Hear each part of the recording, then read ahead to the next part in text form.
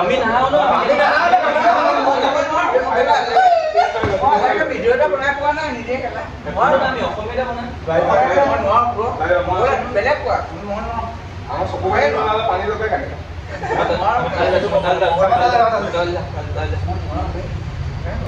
সব শিকে আছে তেতিয়া কাম নহয় কিবা এটা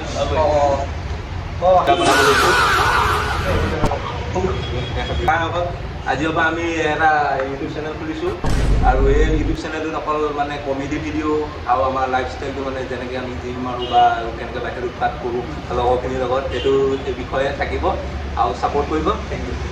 জীৱনটো সদায় ভাল উৎপাত হ'ব লাগে উৎপাত নহ'লে ডমেষ্টিক এনিমেল জুবিনে ভাল কথা কৈছে।